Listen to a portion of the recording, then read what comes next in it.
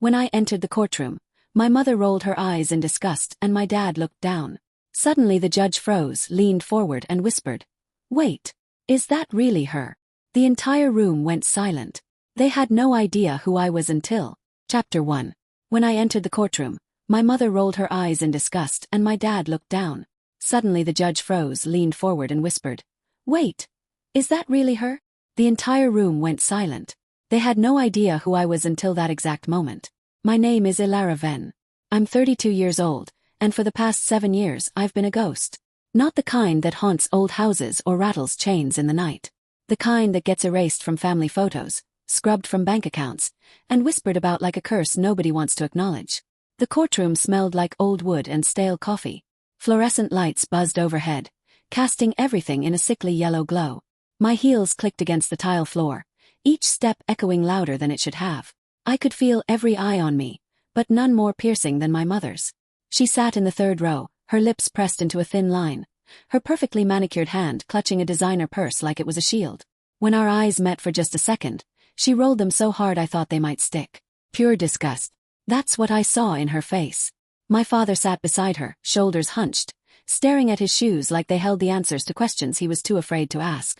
Kept walking, one foot in front of the other. My lawyer, Marceline Yates, gave me a small nod from where she stood near the front.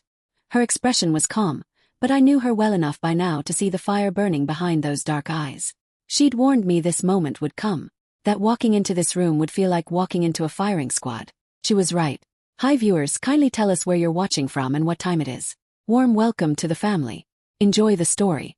The bailiff called the court to order, and everyone rose. Judge Morrison entered from his chambers, his black robe billowing slightly as he moved. He was older, maybe late 60s, with silver hair and wire-rimmed glasses that sat low on his nose. He had the kind of face that looked like it had seen everything, judged everything, and wasn't easily impressed by anything. But something changed when he opened the case file. His fingers paused mid-flip through the pages. His eyes narrowed, then widened. He leaned forward in his chair, squinting at something on the page, then at me, then back at the page again. His mouth opened slightly, like he wanted to speak but couldn't find the words. The entire courtroom held its breath. Wait. His voice was barely above a whisper, but in that silent room, it might as well have been a shout. Is that really her? I felt my chest tighten. My pulse hammered in my ears. Every muscle in my body wanted to run, to turn around and bolt out of that courtroom and never look back. But I didn't. I stood there, chin up, hands steady at my sides, and met his gaze head-on. The judge's assistant leaned over, whispering something urgent in his ear. He shook his head slowly, like he couldn't believe what he was seeing. My mother shifted uncomfortably in her seat.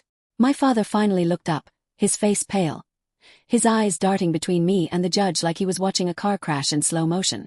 Your Honor. Marceline's voice cut through the tension. Professional, lethal. Judge Morrison held up one hand, still staring at the documents spread out before him. Just give me a moment. That moment stretched into eternity. I could hear someone cough nervously in the background. The court stenographer's fingers hovered over her keyboard, frozen. Even the fluorescent lights seemed to buzz louder, filling the silence with their relentless hum. Nobody knew. That was the thing. Nobody in this room, except Marceline and me, understood what was about to unfold. They thought this was just another estate dispute. Another greedy family member trying to grab what wasn't theirs. Another open and shut case that would be settled with a handshake and some legal paperwork. They had no idea who I really was. What I'd lost. What had been stolen from me while I slept under the same roof as the people who claimed to love me.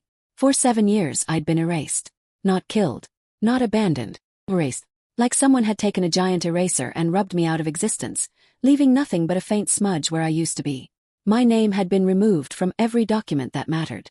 Bank accounts, property deeds, insurance policies. Even my grandfather's will, the man I'd spent 3 years caring for while everyone else was too busy or too selfish to help. Papa Henley. That's what I called him. He was my mother's father, a man who wore his age like a badge of honor. Every wrinkle told a story. Every scar was a battle he'd fought and won. He trusted me when nobody else would. He confided in me when the rest of the family treated him like a burden. And when he got sick, when the cancer started eating away at his body and his mind, I was the one who sat by his bedside. I was the one who held his hand through the pain. I was the one who promised him I'd make sure his wishes were honored. But promises don't mean much when lawyers get involved. When family decides you're inconvenient. When powerful people realize they can rewrite history with a few strokes of a pen and nobody will notice. Judge Morrison finally looked up. His eyes locked onto mine and something passed between us. Recognition. Not of who I was, but of what had been done. Of the injustice sitting in black and white on the pages in front of him. Ms. Venn, he said. His voice steady now but carrying a weight that made everyone lean forward. I think we need to address something before we proceed. My mother stood up abruptly. Your Honor, this is. Sit down, Mrs. Venn. The judge's tone left no room for argument. He sat. Marceline placed a hand on my shoulder. A silent reminder that I wasn't alone. That after months of digging through paperwork, of tracking down witnesses, of piecing together the truth from fragments and whispers, we were finally here. Finally being heard. The judge removed his glasses and rubbed the bridge of his nose. When he put them back on, he looked directly at my mother and father. I'm going to ask this once, and I expect an honest answer. Did either of you know about this? My father's face crumbled. My mother's jaw clenched so tight I thought her teeth might crack. But neither of them spoke. The silence was answer enough. What the judge had just discovered in those pages wasn't just evidence of neglect or family drama. It was proof of something darker. Something calculated. Something that had been hidden for years behind polite smiles and respectable appearances. And now, in this fluorescent-lit courtroom that smelled like old wood and broken promises, the truth was about to come crashing down like a wave nobody saw coming. The question was, would they let it drown them or would they fight? Have you ever been erased by the people who were supposed to protect you? Drop a comment below and let me know your story. Chapter 2. I was 9 years old when Papa Henley first told me I had his eyes. We were sitting on his back porch, the one with the creaky wooden boards and the view of the apple orchard he'd planted 40 years earlier. He was peeling an orange, his thick fingers working slowly, carefully, like he was unwrapping something precious. You see things, Elara, he said, handing me a slice. Not just with your eyes but with your heart. That's rare. Don't ever lose that. I didn't understand what he meant back then. I was just a kid who liked spending time with her grandfather while everyone else was too busy chasing things that didn't matter. My mother was building her real estate empire. My father was climbing the corporate ladder at some tech company downtown. My older brother, Marcus, was away at boarding school, being groomed to take over the family business someday. But me. I was the spare, the afterthought, the daughter who wasn't quite pretty enough, smart enough, or ambitious enough to matter in the Venn family playbook. So I spent my time with Papa Henley. We'd walk through his orchard, talking about everything and nothing. He'd tell me stories about fighting in Korea, about meeting my grandmother at a dance hall in 1952, about building his construction company from the ground up with nothing but a truck and a dream. His stories had weight. They had texture. They felt real in a way nothing else in my life did. When I turned 25, Papa Henley got sick. Stage 4 pancreatic cancer. The doctors gave him 6 months, maybe a year if he was lucky. My mother sat in the hospital room when they delivered the news, nodding like she was listening to a weather report. My father made some calls about hospice care and hired nurses. Marcus sent flowers from London where he was closing some big deal. Nobody asked Papa Henley what he wanted. Nobody asked if he was scared or needed someone to just sit with him and hold his hand. So I did. I moved into his house the next week. Quit my job at the bookstore downtown, packed up my apartment, and became his full-time caretaker. My mother thought I was being dramatic. My father called it a phase. Marcus didn't call at all. But Papa Henley smiled when I walked through his door with my suitcases. There are those eyes, he said. His voice already weaker than it used to be. I knew you'd come. For 3 years I took care of him. Changed his bedpans when the nurses weren't around. Cooked his favorite meals even when he could barely eat. Read him Hemingway and Steinbeck when the pain got too bad for him to sleep. I watched him shrink, watched the cancer eat away at the man who'd once carried me on his shoulders and made me feel like I could touch the sky. During those 3 years, something shifted in my family. It was subtle at first. My mother stopped calling as often. When she did visit, she'd spend most of the time on her phone, handling urgent business. My father would show up, pat Papa Henley on the shoulder like he was a dog, then disappear into the study to watch golf. Marcus came home twice. Both times he left early. But the lawyers came all the time. They'd arrive in expensive suits, carrying leather briefcases and manila folders thick with documents. They'd close the study door and talk in hushed voices with my mother. I'd hear words like estate planning and asset protection and tax implications drifting through the walls. Papa Henley would ask me what they were doing in there, and I'd tell him they were probably just making sure everything was in order. I had no idea I was lying. The first sign something was wrong came 6 months before Papa Henley died. I went to the bank to deposit a check he'd written for household expenses. The teller, a woman I'd seen dozens of times, typed something into her computer, frowned, then called over her manager. "I'm sorry," the manager said, her voice dripping with fake sympathy. "But your name isn't on this account anymore. I can't process this transaction." My stomach dropped. "What do you mean my name isn't on the account? I've been managing his finances for 2 years." She turned her monitor toward me. There, in black and white, was Papa Henley's checking account. The joint account holder section was blank. My name had been removed. "There must be a mistake," I said, my voice shaking. "No mistake. The change was made 3 weeks ago. Legally authorized by the account holder and a co-signer." "Who was the co-signer?" She looked uncomfortable.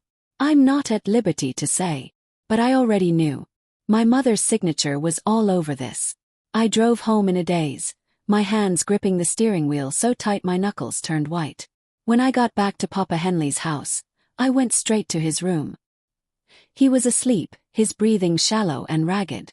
I didn't wake him. Instead, I sat in the chair beside his bed and watched him, trying to understand what was happening.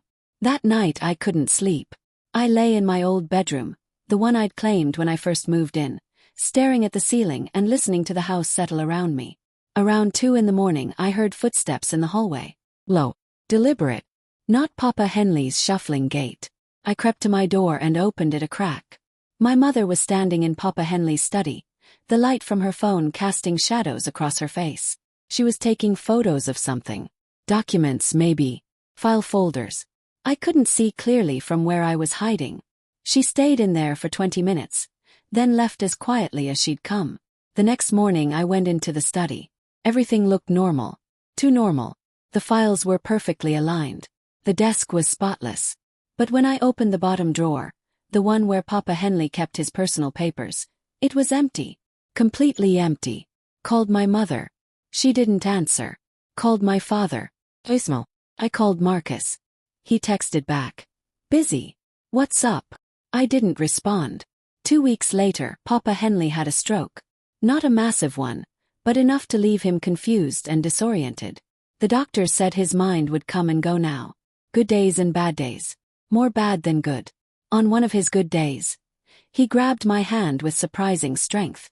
"Ilara," he whispered, his eyes clearer than they'd been in weeks. "Don't let them take everything. Promise me." "Take what, Papa? What are you talking about?" But the moment was gone. His eyes glazed over, and he drifted back into whatever fog the stroke had left him in. He died 4 months later, peacefully in his sleep, with me sitting beside him reading Moby Dick out loud. I held his hand until it went cold, then I sat there for another hour because I couldn't bear to let go. My mother showed up 3 hours after I called her. She was dressed in black, makeup perfect, ready for the cameras that would inevitably show up at the funeral. She looked at Papa Henley's body, nodded once, then turned to me. "You should pack your things," she said. "The house needs to be prepared for sale." "What?" "The house. It's part of the estate. We need to liquidate quickly for tax purposes. I'll have someone come by tomorrow to start clearing things out." My blood ran cold. Papa Henley wanted me to have the house. He told me. He told you a lot of things, Alana. None of them matter now. The will is clear. Let me see it. That's not necessary. Let me see the will, Mom. She stared at me for a long moment, her expression unreadable. Then she pulled out her phone, scrolled through something, and turned the screen toward me. It was a PDF of Papa Henley's will. I scanned it quickly, my heart pounding. And there, on page 3 in black and white, was the distribution of assets. The house went to my mother. The savings accounts went to my father. The investment portfolio went to Marcus.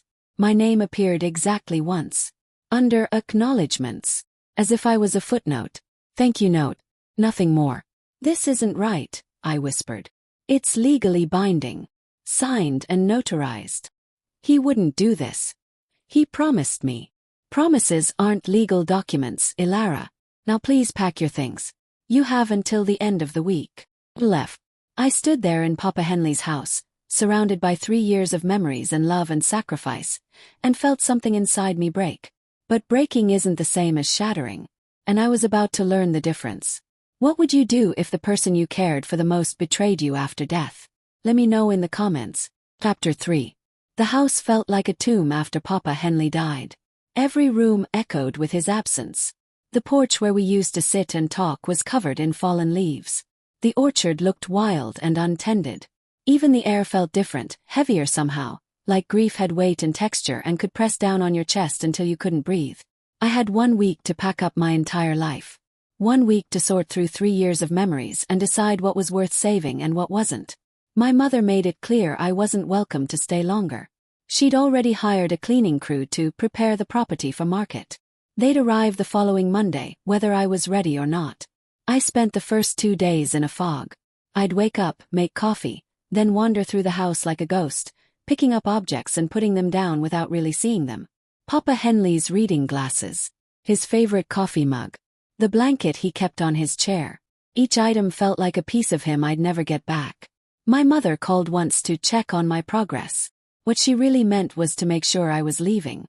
When I told her I needed more time, she sighed like I was asking her to move mountains. "Ilara, this is hard for everyone.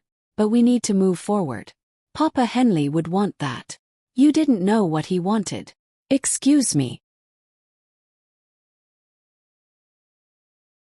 You barely visited him.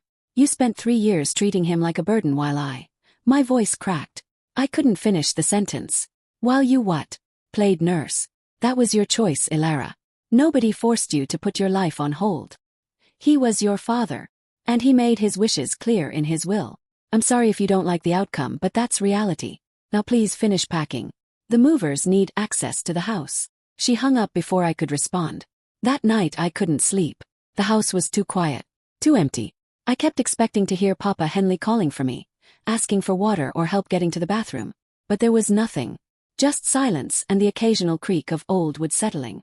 Around 3 in the morning I gave up trying to sleep and went downstairs to make tea. The kitchen still smelled like him. Old Spice and coffee and something else I could never quite name. I stood at the counter, staring out the window at the dark orchard, and let myself cry for the first time since he died. I don't know how long I stood there. Long enough for the tea to go cold. Long enough for the sky to start turning gray with pre-dawn light. Long enough to realize I couldn't just walk away. Not like this. Not without understanding what had really happened. I went back upstairs to my room and pulled out the journal I'd been keeping. I'd started it the day I moved in with Papa Henley, documenting everything. His good days, his bad days, conversations we'd had, decisions we'd made together. I'd written down his stories, his wishes, his fears. Everything that mattered. I flipped through the pages, reading entries I'd almost forgotten. And there, buried in an entry from 18 months ago, I found something that made my heart stop. Papa Henley mentioned the trust today. Said he wanted to make sure I was taken care of. He seemed worried, kept saying, "They don't understand," but wouldn't explain who they were. Made me promise to look for documents if anything happened to him. Said the lawyer's name was Whitmore. Samuel Whitmore. I stared at the page. Samuel Whitmore. I'd never heard that name before. Not once in 3 years. All the lawyers who'd come to the house had been from Mitchell and Associates, the firm my mother used for her business. But Samuel Whitmore. Who was he? I spent the next hour searching online. Samuel Whitmore, attorney at law, specializing in estate planning and elder law. His office was 40 miles away in a town I'd never visited. His website was basic, professional, nothing flashy. But there was something about his photo, kind eyes, genuine smile, that made me think Papa Henley would have trusted him. I called his office at 9 o'clock sharp. A receptionist answered, her voice warm and efficient. "I need to speak with Mr. Whitmore about my grandfather's estate. Henry Venn." There was a pause. "I'm sorry, but Mr. Whitmore passed away 2 years ago." My stomach dropped. "What?" "Yes, heart attack. Very sudden. His partner, Mr. Chen, took over his active cases. Would you like to speak with him?" "Yes, please." She transferred me. The phone rang 3 times before a man answered. "David Chen speaking." "Mr. Chen, my name is Ilara Venn. My grandfather was Henry Venn. I believe Samuel Whitmore was handling some legal work for him." Another pause. Longer this time. "Ms. Venn. I've been trying to reach you for 2 years. My heart started pounding. "What?" "I have documents here. Important documents regarding a trust your grandfather established. Mr. Whitmore passed before he could finalize everything, and I've been attempting to contact you, but every letter came back marked, return to sender. I even tried calling the number on file, but it had been disconnected. I never got any letters. And my number hasn't changed. That's concerning. Ms. Venn, I think we need to meet in person. How soon can you come to my office? Today. I can be there in an hour. I'll be waiting. I hung up and stared at the phone in my hand. Letters returned. Phone disconnected. None of that made sense unless someone was deliberately blocking the communication. I drove to David Chen's office in a daze, my mind racing through possibilities I didn't want to consider. His office was in a small brick building on Main Street, sandwiched between a coffee shop and a dry cleaner. The kind of place you'd drive past without noticing. David Chen was younger than I expected, maybe early 40s, with sharp features and an air of quiet competence. He shook my hand firmly and gestured to a chair across from his desk. Ms. Venn, I'm going to be direct with you because I think you deserve the truth. Your grandfather came to see Samuel Whitmore 3.5 years ago, shortly after his cancer diagnosis. He wanted to establish a trust specifically for you, separate from his will. He was very clear about his intentions. What kind of trust? Chen pulled out a thick folder. A living trust, funded with approximately $400,000 from his personal savings, as well as partial ownership rights to the orchard property. He wanted you protected. He said, and I'm quoting from Samuel's notes here, Ilara is the only one who stayed. She deserves security. Tears burned in my eyes. Then why didn't it happen? Because the trust required certain signatures and filings to be activated. Samuel was in the process of completing them when he died. I inherited his files, including this one, and attempted to reach you to finish the process. But someone blocked that communication. Who? I don't know for certain. But the address changes, the phone disconnection request, they all came through a law firm called Mitchell and Associates. My mother's lawyers. Chen leaned forward. Ms. Venn, I believe your grandfather's wishes were deliberately subverted. And I believe you have grounds to challenge what's happened. But I'll be honest, this will be complicated. Estate law is messy, especially when there's evidence of interference. I don't care how complicated it is. I need to know the truth. He nodded. Then we need to gather evidence. Everything you have, documents, emails, recordings, notes. Anything that shows your grandfather's intentions or suggests misconduct. I thought about my journal, about the bank account removal, about my mother photographing documents in the middle of the night. I have some things, but I need more. Then let's find more. I left David Chen's office with a copy of the trust documents and a fire burning in my chest. For 3 years, I'd cared for Papa Henley with everything I had. I'd given up my life, my career, my relationships. And someone, probably my own mother, had worked behind the scenes to make sure I got nothing in return. But they'd made a mistake. They'd underestimated me. Thought I'd just disappear quietly, too broken to fight back. They were wrong. When I got back to Papa Henley's house, I went straight to my room and started tearing it apart, looking for anything I might have missed. Old emails, receipts, photographs, anything that could prove what really happened. I was on my hands and knees, digging through boxes in my closet, when something fell out from behind the shelf. Small envelope. No name. No return address. Just my initials, IV, scrawled in handwriting I recognized immediately. Papa Henley's handwriting. My hand shook as I opened it. Inside were photocopies of letters, yellowed with age, between Papa Henley and Samuel Whitmore. There was also a single page from a ledger, documenting deposits into an account I'd never seen before. And at the bottom of the envelope, folded into a tiny square, was a note. Ilara, if you're reading this, something went wrong. Don't trust them. Don't trust anyone but yourself. The truth is in the details. Look closer. Papa. I sat there on the floor, clutching the envelope, and realized Papa Henley had known. Somehow, he'd known what was coming and had left me breadcrumbs to follow. The question was, where would they lead? Have you ever discovered a secret that changed everything? Drop a comment and share your story. Chapter 4. I spent the entire night going through Papa Henley's envelope. The letters between him and Samuel Whitmore were detailed, methodical, almost obsessive in their clarity. Papa Henley hadn't just wanted to protect me. He'd wanted to make absolutely sure his wishes couldn't be twisted or ignored. One letter, dated 3 years and 2 months before his death, stood out. Samuel, I need you to understand something. My daughter Margaret has always been ambitious, but lately there's a coldness I don't recognize. She's been bringing her lawyers around, asking questions about my assets and my plans. She smiles when she asks, but there's something predatory underneath. I don't trust it. I don't trust her. Ilara is different. She stayed when everyone else left. She deserves to be protected. Please make sure this trust is airtight.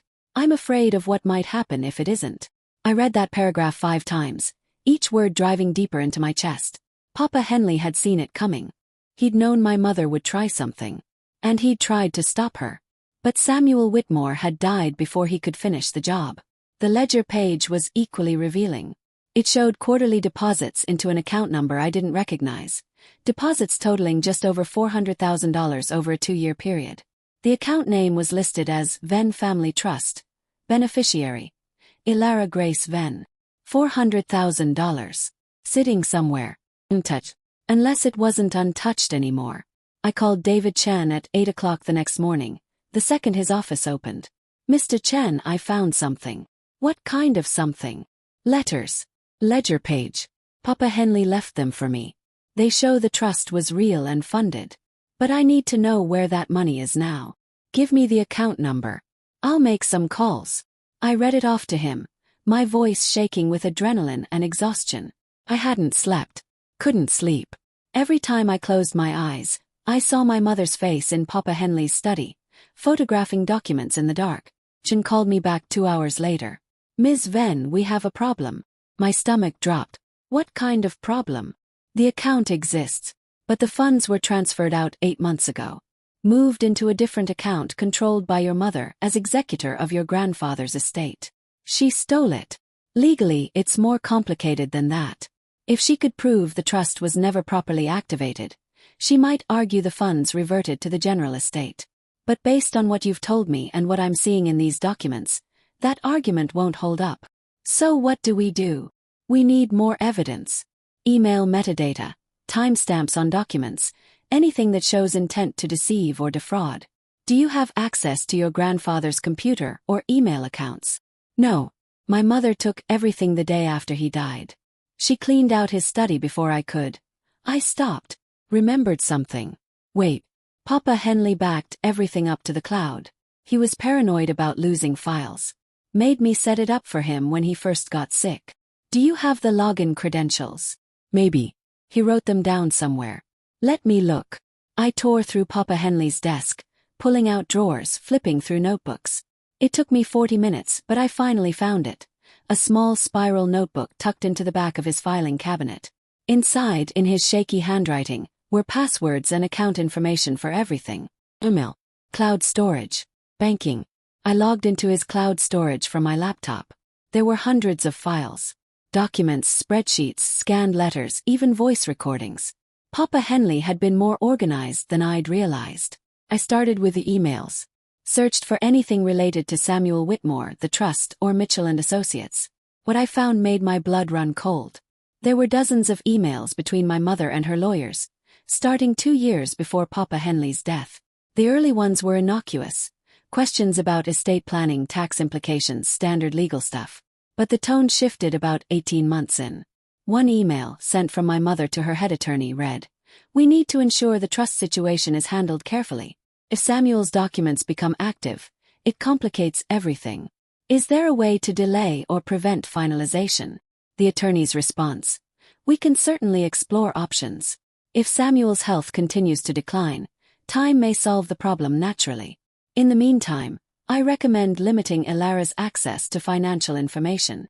Felt sick. They'd been planning this. Waiting for Samuel Whitmore to die so they could bury the trust before it was ever activated. Another email, sent 3 weeks after Samuel's death. "Samuel's replacement has been trying to contact Ilara. I've rerouted correspondence and disconnected the phone number Henry had on file. She won't know to look for it." My hands were shaking so hard I could barely type. I forwarded every email to David Chen, then kept searching. The timestamps were damning.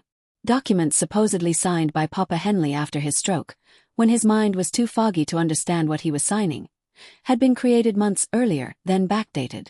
The metadata didn't lie. File creation dates didn't match signature dates. I found voice recordings next. Papa Henley had recorded conversations with my mother during her visits. I didn't know he'd done this, but I was grateful he had. I clicked on one file dated 6 months before his death. Papa Henley's voice, weak but clear. "Margaret, I want Ilara taken care of. The trust needs to be finalized." My mother's voice, smooth and dismissive. Of course, Dad. Don't worry about it. Everything's being handled. But Samuel said. Samuel's gone, Dad. We're working with new lawyers now. Better lawyers. They'll make sure everything's done right. I want to talk to Elara about it. You're tired. Let's discuss this later when you're feeling better. Another recording, dated 2 months later. Dad, you need to sign these papers. It's just routine estate stuff. What papers? Don't worry about the details. Your lawyer already reviewed them. Which lawyer? The good ones. The ones I hired to protect you. There was a long pause in the recording. Then Papa Henley's voice, quieter now. Where's Elara? She's busy. Now please just sign here. I listened to recording after recording, each one more damning than the last. My mother had manipulated him, confused him, used his declining mental state to get signatures on documents he didn't understand. Called Chen again. I have everything. Emails, metadata, voice recordings. It's all here. Send it all to me. We're building a case. I spent the next 3 hours uploading files, organizing documents, creating a timeline of events. By the time I finished, the sun was setting and my eyes burned from staring at the screen. But I had proof. Undeniable, irrefutable proof that my mother and her lawyers had deliberately defrauded me and betrayed Papa Henley's wishes. The question was, what would it take to make them pay? If someone you trusted betrayed you for money, would you fight back or walk away? Let me know below. Chapter 5. I sat in Marceline Yates' office for the first time on a rainy Tuesday afternoon. The kind of rain that doesn't stop, just keeps coming down in steady sheets like the sky is trying to wash the world clean. Her office was small, tucked into a converted brownstone on the east side of town, the kind of place lawyers go when they care more about the work than the appearance. Marceline was exactly like David Chen had described her. Sharp, methodical, and completely unafraid. She was in her mid-50s, with steel gray hair cut short and practical, dark eyes that seemed to see straight through whatever walls you'd built around yourself, and a handshake that could crack bones. You're Elara, she said, not a question but a statement. David sent me your files. I've reviewed everything. And your mother is either incredibly stupid or incredibly arrogant. Probably both. She gestured to a chair. Sit. Let's talk about what we're really dealing with here. Sep. My hands were shaking, but I folded them in my lap and tried to look calmer than I felt. Marceline opened a thick folder on her desk. Your grandfather tried to protect you. He saw what was coming and took steps. But he made one critical mistake. He trusted the wrong people with too much access. When Samuel Whitmore died, that access became a weapon. Can we prove it? We can prove intent to defraud, misappropriation of funds, and elder manipulation. The emails are damning. The voice recordings are gold. The metadata on the backdated documents. That's the smoking gun. Your mother and her lawyers built a paper trail that looks legitimate on the surface, but falls apart under scrutiny. So what happens now? Now we file. We're going after the trust funds, challenging the will, and pursuing civil charges for fraud. This won't be quick. Estate litigation never is. But we have the evidence to win. I felt something loosen in my chest. Something that had been wound tight for months. How long will it take? 6 months.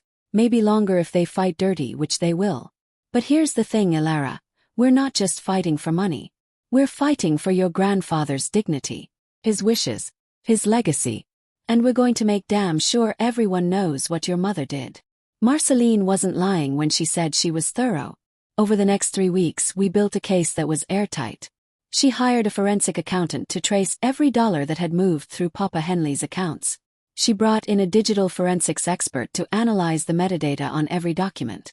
She even tracked down 2 of Papa Henley's former nurses, who testified that my mother had pressured them to limit my access to him during his final months. Every piece of evidence fit together like a puzzle, revealing a picture I'd been too close to see clearly. My mother hadn't just stolen from me. She'd orchestrated a months-long campaign to erase me from Papa Henley's life and legacy. The nurses' testimonies were particularly damaging. One woman, Rosa, a kind-faced woman in her 60s who'd worked nights during Papa Henley's last year, told us everything. Mrs. Venn would call me, Rosa said, her voice heavy with regret. She'd say things like, "Don't let Elara tire him out," or, Make sure Ilara isn't filling his head with ideas. At the time I thought she was just worried about him. But looking back, she was controlling who he saw and he talked to. She was isolating him from his own granddad. The other nurse, a younger woman named Beth, confirmed it. There were times when Mr. Venn would ask for Ilara, and Mrs. Venn would tell us she was unavailable or that he was too tired for visitors. But Ilara was right there in the house. I always thought that was strange. Marceline recorded every word, her expression never changing but her pen moving furiously across her notepad. We also discovered that my mother had hired a private investigator to monitor my activities during Papa Henley's final year. The PI's reports were clinical, almost robotic. Subject remained at residence. No visitors. No unusual activity. But the fact that she'd done it at all spoke volumes. She'd been watching me, making sure I didn't interfere with her plans. She was afraid you'd find out, Marceline said, flipping through the PI's reports. Afraid you'd ask the right questions or dig into the wrong files. So she kept you isolated, dependent, and in the dark. I played right into it. No. You were grieving and exhausted. You trusted your family because that's what normal people do. She exploited that trust. There's a difference. The financial forensics were even more damning. The accountant, a meticulous man named Leonard who wore bow ties and spoke in numbers, traced the trust funds through 3 different accounts before they finally landed in my mother's personal investment portfolio. She didn't even try to hide it well, Leonard said, almost offended by the sloppiness. The transfers are clearly documented. She moved the money into her name 8 months after your grandfather's death, claiming it was part of the estate liquidation. But the timestamps show she knew about the trust. She just chose to ignore it. Can we get it back? If the court rules in your favor. Absolutely. Plus interest. Plus penalties for bad faith. She'll owe you significantly more than she took. I should have felt victorious. But mostly I felt exhausted. Marceline must have seen it on my face because she leaned back in her chair and studied me. You're wondering if it's worth it. Is it? That depends. What do you want from this, Ilara? Do you want the money? Do you want justice? Do you want your family to hurt the way you've hurt? Or do you want something else? I thought about Papa Henley. About the afternoons we'd spent on his porch, talking about nothing and everything. About his final words. Don't let them take everything. I want the truth to matter, I said finally. I want people to know what she did. I want it on record that Papa Henley didn't abandon me, she erased me. Marceline smiled. It wasn't a warm smile. It was the smile of a hunter who'd just spotted prey. Then let's make it official. We filed the lawsuit 4 weeks after my first meeting with Marceline. The complaint was 93 pages long, detailing every lie, every manipulation, every dollar stolen. We served my mother at her office, right in the middle of a high-stakes real estate closing. The process server said she went pale when she saw the papers. Her lawyers responded within 48 hours. The response was aggressive, dismissive, and full of legal jargon designed to intimidate. They claimed the lawsuit was frivolous, that I was a disgruntled family member trying to profit from tragedy, that Papa Henley's will was clear and legally binding. But they didn't address the evidence. Not a single piece of it. They're scared, Marceline said, reading through their response. They're playing defense, which means they know they're caught. What happens next? Discovery. We request every document, every email, every phone record related to your grandfather's estate. They have to hand it over. And when they do, we'll find even more evidence. The discovery process took 3 months. 3 long, brutal months of depositions, document reviews, and legal maneuvering. My mother's lawyers tried every trick in the book to delay, deflect, and discredit. They painted me as unstable, money-hungry, delusional. They claimed Papa Henley had changed his mind about the trust in his final days. They even suggested I'd manipulated him during his illness. But every claim fell apart under examination. The emails didn't lie. The metadata didn't lie. The nurses' testimonies didn't lie. And then we got the breakthrough we'd been waiting for. One of my mother's lawyers, a junior associate named Melissa Chen who'd been present during some of the key meetings, reached out to Marceline privately. She wanted to talk. Off the record. We met her in a coffee shop on the edge of town, far from prying eyes. Melissa was young, maybe late 20s, with nervous energy and dark circles under her eyes. I can't keep doing this, she said, not even waiting for introductions. What they're asking me to do. It's wrong. I got into law to help people, not to cover up fraud. What are you willing to tell us? Marceline asked.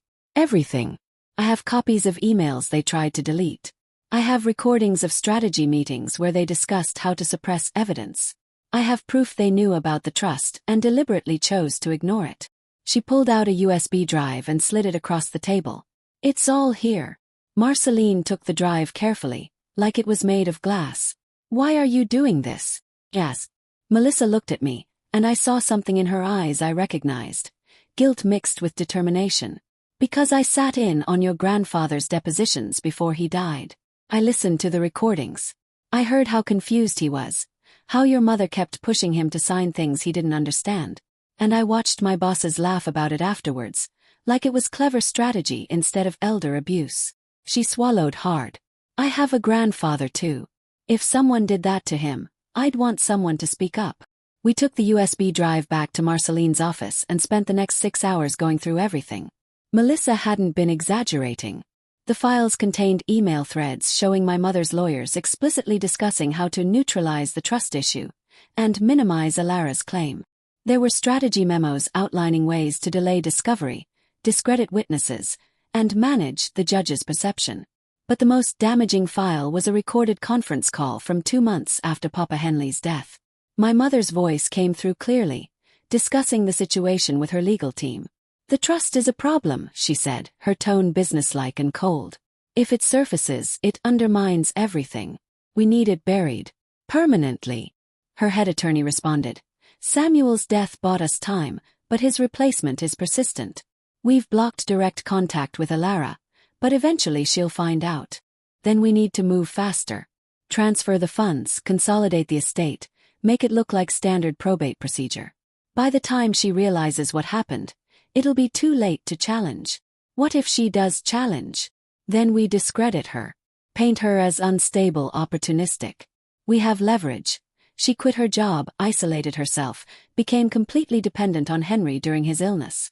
We can frame it as manipulation on her part, not ours. The recording went on for 40 minutes. Every word was calculated, strategic, ruthless. They'd planned everything down to the smallest detail, anticipating challenges and building defenses before I even knew I needed to fight. Listening to my mother's voice, calm, controlled, completely devoid of emotion, was like watching a stranger. This wasn't the woman who'd raised me. Or maybe it was, and I'd just never seen this side of her before. We need to file for an emergency motion, Marceline said, her voice tight with controlled anger. This recording proves intentional fraud, conspiracy, and destruction of evidence. The court needs to see this immediately. What kind of motion? A freeze order. We're going to ask the judge to freeze all of your grandfather's estate assets pending the outcome of the case. Your mother won't be able to touch another dollar. We filed the motion the next morning. The hearing was scheduled for 3 days later, expedited because of the severity of the allegations. Those 3 days felt like 3 years. I couldn't eat, couldn't sleep. Every time I closed my eyes, I heard my mother's voice on that recording, discussing me like I was a problem to be managed instead of a daughter she'd once claimed to love. Marceline kept me busy with preparation. We rehearsed my testimony, reviewed documents, anticipated every possible argument the defense might make. She was relentless, pushing me to stay focused, to channel my anger into something productive. They're going to come at you hard, she warned. They'll try to rattle you, make you emotional, get you to say something they can use against you. Don't let them. They come. Stick to the facts. Let the evidence speak for itself. The morning of the hearing, I stood in front of my bathroom mirror and barely recognized myself. I'd lost weight over the past months. My face was thinner, sharper. My eyes had dark circles that no amount of concealer could hide. But there was something else too, a hardness I hadn't seen before. A determination that went bone deep. I put on the suit Marceline had helped me pick out. Navy blue, professional, respectable. Pulled my hair back into a neat bun. Applied minimal makeup. I looked like someone who belonged in a courtroom. Someone who couldn't be dismissed or ignored. The courthouse was downtown, an imposing stone building that had been standing since the 1920s. Marceline met me on the steps, carrying 2 briefcases full of evidence. Ready? She asked. No. But let's do it anyway. We walked inside together, our heels clicking against marble floors. The courtroom was smaller than I'd expected. Wood-paneled walls, high ceilings, rows of benches that smelled like old varnish and anxiety. My mother was already there, sitting at the defense table with her 3 lawyers. She was dressed impeccably as always. Cream-colored suit, pearls, hair styled perfectly. She looked like she'd stepped out of a country club luncheon instead of a courtroom. When she saw me, her expression didn't change. No recognition. No guilt. Nothing. Just a blank, polite mask that gave away nothing. My father sat in the gallery behind her. He wouldn't meet my eyes. The bailiff called the court to order, and Judge Morrison entered. He was the same judge who'd presided over the initial estate filing, the one who'd frozen when he saw my name on the documents. He took his seat, adjusted his glasses, and looked down at the files in front of him. "This is an emergency motion for a freeze order on the estate of Henry Venn," he said. His voice formal and measured. "Counsel for the plaintiff, you may proceed." Marceline stood, smooth and confident. "Your Honor, we have evidence of deliberate fraud, conspiracy to commit elder abuse, and systematic destruction of estate documents. We're requesting an immediate freeze on all assets while the court investigates these serious allegations." She presented the evidence methodically. Emails, recordings, testimony from the nurses, financial forensics showing the suspicious transfers. She played portions of the conference call recording, my mother's voice filling the courtroom with damning admissions. I watched the judge's expression change as he listened. His jaw tightened. His eyes narrowed. By the time Marceline finished her presentation, he looked like he'd tasted something bitter. "Counsel for the defense," he said. "Your response." My mother's head attorney stood. A silver-haired man named Richard Blackwell who'd built his career defending wealthy families in estate disputes. He was smooth, polished, and completely unfazed by the evidence. "Your Honor, the plaintiff's claims are based on misunderstandings and misinterpretations of standard legal procedures. Mrs. Venn acted in good faith as executor of her father's estate. The trust in question was never properly activated, making it legally invalid. As for the recordings, context matters. These were privileged attorney-client communications taken out of context and—" "Mr. Blackwell," Judge Morrison interrupted, his voice sharp. "I've heard the recordings. I've reviewed the metadata. I've seen the email chains. This isn't a matter of context. This appears to be a systematic effort to defraud the plaintiff of her rightful inheritance." Blackwell didn't miss a beat. "With respect, Your Honor, the will was clear. Henry Venn's wishes were documented and executed according to his instructions. The plaintiff's claims are emotionally driven but legally unfounded. Then explain the trust fund's transfer. Explain the backdated documents. Explain why your client's recorded voice explicitly discusses burying evidence." For the first time, Blackwell hesitated. "Just for a second, but I saw it. We believe there are explanations for all of those issues that will become clear during full discovery." "I'm sure you do." Judge Morrison leaned back in his chair, studying the defense table. Then his eyes shifted to my mother. "Mrs. Venn, would you like to address the court?" My mother stood, graceful and composed. "Your Honor, I loved my father deeply. Everything I did was in his best interests and in accordance with his wishes. If there were procedural irregularities, they were unintentional. I would never deliberately harm my own daughter." The lie was so smooth, so practiced, I almost believed it myself. Almost. Judge Morrison stared at her for a long moment. Then he looked down at his papers, made a note, and looked back up. "Here's what I'm going to do," he said. "I'm granting the freeze order. Effective immediately. All assets from Henry Venn's estate are frozen pending the outcome of this case. No transfers, no sales, no distributions. Additionally, I'm ordering both parties to preserve all documents, communications, and records related to this matter. And I'm fast-tracking this case. We'll have a full hearing in 6 weeks." My mother's mask slipped. Just for a second, I saw rage flash across her face before she smoothed it away. Blackwell started to object, but the judge cut him off.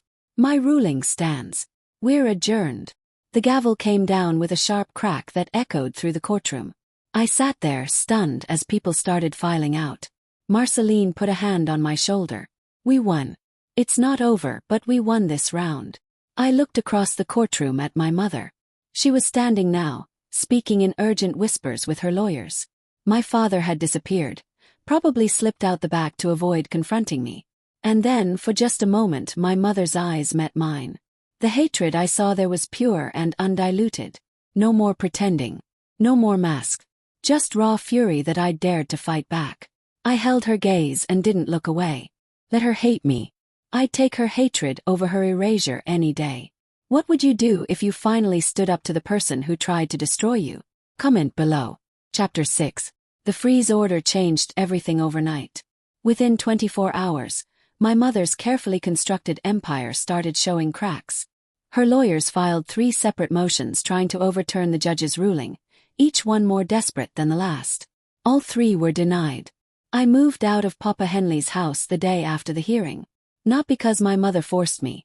She couldn't touch the property now that it was frozen, but because I couldn't stand being there anymore. Every room reminded me of what I'd lost and what had been stolen. I found a small apartment across town, nothing fancy, just a 1-bedroom with decent light and neighbors who minded their own business.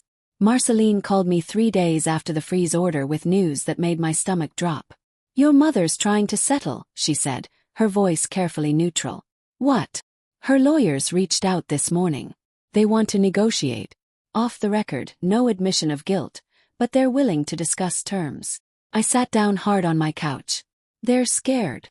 They should be. The freeze order means she can't access funds she was counting on. Her real estate deals are stalling because she can't liquidate assets.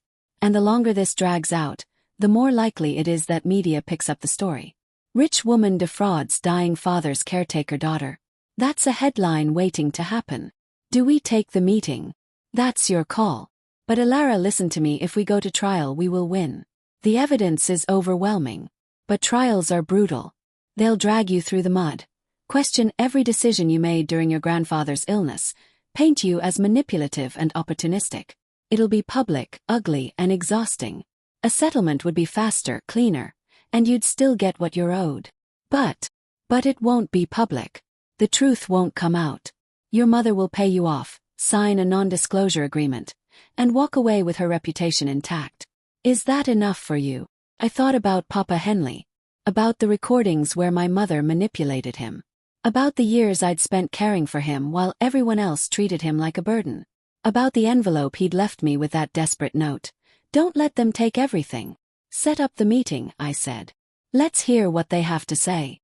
We met at a neutral location, a conference room in a downtown office building that specialized in mediations. The room was sterile and impersonal, all glass and chrome and uncomfortable chairs designed to make people want to leave quickly. My mother arrived with her full legal team. Richard Blackwell, 2 junior associates, and a mediator they'd hired to facilitate productive dialogue. She looked tired. The polish was still there, the expensive suit, the perfect hair, but there were lines around her eyes I hadn't noticed before. Stress lines. Worry lines. We sat across from each other at a long conference table. She wouldn't look at me directly, kept her eyes fixed on some point just over my left shoulder. Like I was a ghost she could see through if she tried hard enough. The mediator opened with practiced pleasantries, talking about finding mutually beneficial solutions, and moving forward constructively. I tuned him out, watching my mother instead. She sat perfectly still, hands folded on the table, face blank. But I could see her jaw working, teeth grinding behind closed lips. Finally Blackwell spoke. "We're prepared to offer a settlement that we believe fairly compensates Ms. Venn for any perceived irregularities in the estate process." Perceived? Marceline's voice was ice cold. "Your client committed fraud. That's not perception, that's fact. We disagree with that characterization. However, in the interest of avoiding prolonged litigation, we're willing to make a substantial offer." He slid a document across the table. $500,000. Full release of all claims. Non-disclosure agreement. The matter ends here. I looked at the number. 500,000. More than the trust had held. More than I'd expected. Should have felt like victory. Instead it felt like being bought. "No," I said. Everyone in the room turned to look at me. My mother's eyes finally met mine, surprised and angry. "Alara," Marceline started. "No. I don't want hush money. I want the truth on record. I want everyone to know what she did." Blackwell leaned forward. "Ms. Venn, I understand you're emotional, but this is a generous offer. If we go to trial, there are no guarantees. And even if you win, you'll spend years in court, rack up legal fees, and potentially end up with less than what we're offering now. I don't care. My mother finally spoke, her voice tight and controlled. Ilara, don't be stupid. Take the money. Move on with your life. Like you moved on. Like you erased me and expected me to just disappear. I did what was necessary to protect the family's interests. I was family. Or did that stop mattering when Papa Henley got sick and you saw an opportunity? Her mask cracked. Just slightly, but I saw fury flash across her face. You have no idea what you're talking about. You spent 3 years playing nurse, thinking it made you special, thinking it earned you something. But it didn't. Henry made his choices. His will was clear. His will was a lie. You manipulated him, confused him, made him sign documents he didn't understand. Prove it. We already did. That's why the judge froze everything. The room went silent. My mother stared at me with naked hatred. All pretense of civility gone. 750,000, Blackwell said quickly, trying to salvage the negotiation. Final offer. Plus you keep any personal items from Henry's estate. Take it or leave it. I looked at Marceline. She gave me a small nod. The decision was mine. I thought about Papa Henley's voice on those recordings, confused and tired. I thought about the nurse's testimony, about how my mother had isolated him from me in his final months. I thought about that conference call where she discussed burying the truth like it was just another business problem to solve. Leave it, I said, standing up. See you in court. We walked out. Behind us, I heard raised voices. My mother arguing with her lawyers, panic creeping into her tone for the first time. In the elevator, Marceline looked at me with something like respect. You know that was probably your best financial offer, right? I know. And you're okay with that. Papa Henley didn't leave me money so I could be bought off. He left it so I'd be protected. There's a difference. She smiled. Then let's make sure everyone knows the difference. The backlash started within a week. My mother's lawyers launched a PR campaign, leaking carefully crafted stories to local media about a difficult family situation, and a troubled daughter making unfounded accusations. They painted me as unstable, desperate, willing to destroy family relationships for financial gain. But they'd underestimated Marceline. She had contacts everywhere. Journalists, bloggers, legal analysts who owed her favors. She started leaking our evidence strategically. First the nurse's testimony, then excerpts from the emails. Then, finally, a clip from the conference call recording. The story exploded. What had been a private family dispute became a public scandal. Elder abuse. Estate fraud. A wealthy family covering up misconduct. It had everything the media loved. My phone wouldn't stop ringing. Reporters wanted interviews. Advocacy groups wanted me to speak at events. Other families dealing with similar situations reached out, sharing their own stories of betrayal and erasure. I ignored most of it. But I did agree to one interview, a local news segment about elder abuse and estate fraud. I sat across from the anchor, a woman named Patricia Chen who'd built her career on investigative journalism, and told my story. Not all of it, but enough. My grandfather trusted me to care for him, I said, my voice steady despite the cameras. And while I was caring for him, my family was erasing me from his life. They saw his illness as an opportunity, not a tragedy. And that needs to be talked about. My mother's business started suffering. Clients pulled out of deals. Her real estate firm's reputation took hit after hit. People stopped returning her calls. She released a statement through her lawyers, denying everything, claiming the accusations were lies manufactured by a vindictive daughter. But nobody believed her. Not when the evidence was public. Not when the judge had already frozen her assets. The pressure was building. I could feel it. Something had to break. What broke was my father. He called me on a Thursday night 2 weeks before the trial was set to begin. I almost didn't answer.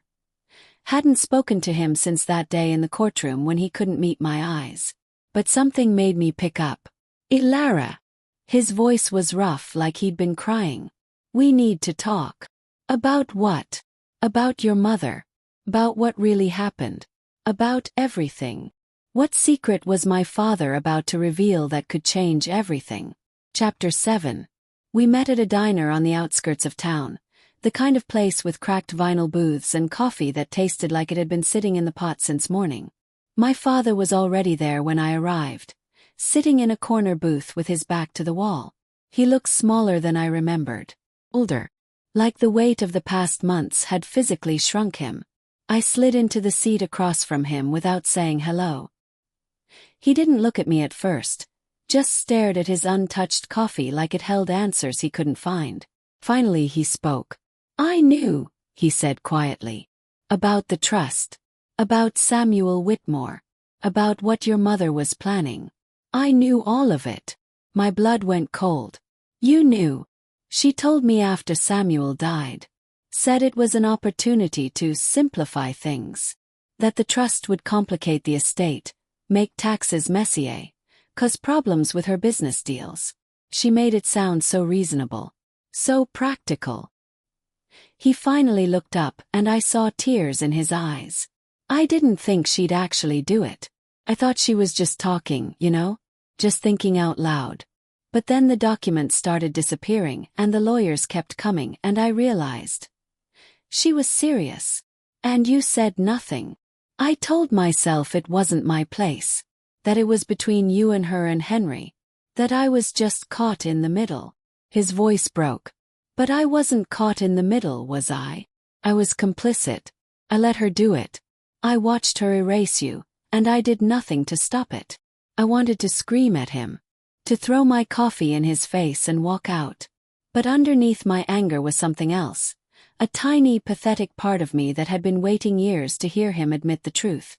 "Why are you telling me this now?" "Because I can't sleep anymore. Can't eat. Can't look at myself in the mirror without seeing a coward. And because..." He pulled out a folder from beside him on the seat. "Because I have something that might help your case." He slid the folder across the table. Inside were bank statements, legal documents, and handwritten notes in my mother's writing.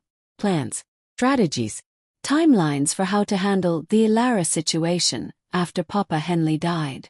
"She kept records of everything," my father said. "She's meticulous like that. Always has been. Documents every decision, every conversation, every move. She thought it made her smart, protected her if anyone ever questioned her. But it also means there's a paper trail for everything she did." I flipped through the documents, my hands shaking. This wasn't just evidence. This was a complete roadmap of the conspiracy. Dollar amounts. Instructions to her lawyers. Even notes about which witnesses to manage. And how to control the narrative. "Where did you get these?" "Her home office. She keeps everything locked up, but I've had the code for years. I made copies of anything I thought might matter." He looked away. "I should have given them to you months ago. But I was scared. Scared of what she'd do if she found out I betrayed her. Scared of losing everything. And now I don't care anymore. I'd rather lose everything than keep living with this." He reached across the table like he wanted to take my hand, then thought better of it. "I know you hate me. I know I don't deserve your forgiveness. But please use these documents.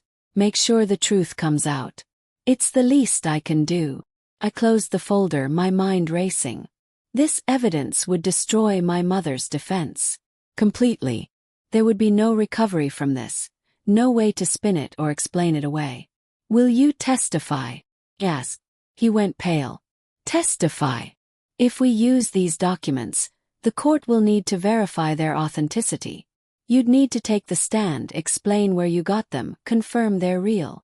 She'll never forgive me. She already doesn't. You just haven't admitted it yet."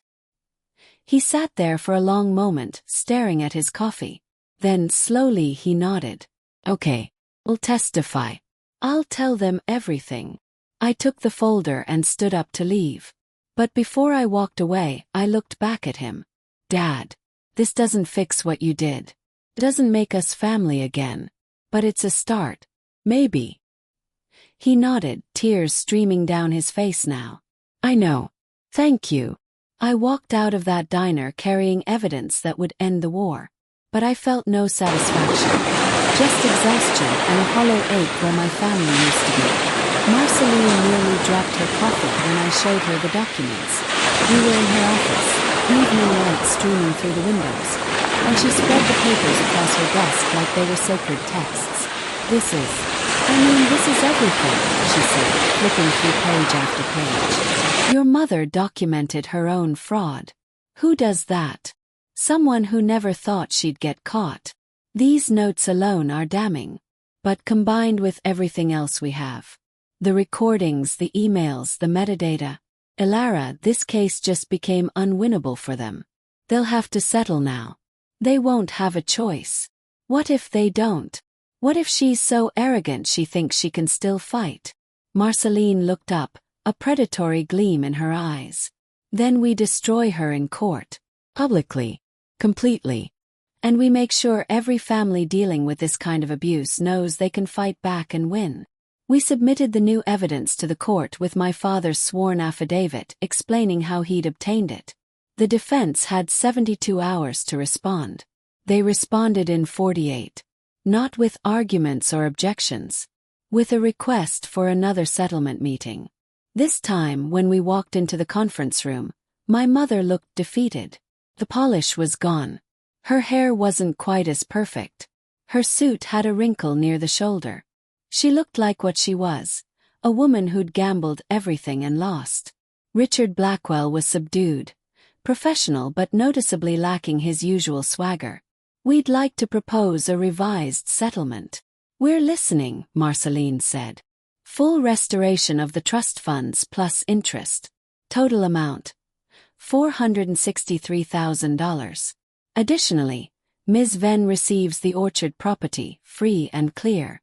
Mrs. Venn retains the main estate but pays all legal fees for both sides. And, Marceline prompted. Blackwell hesitated. And a written statement acknowledging that irregularities occurred in the estate process, and that Ms. Venn was wrongfully excluded from her grandfather's final wishes. Not good enough, I said. I want a full admission. I want it on record that she committed fraud.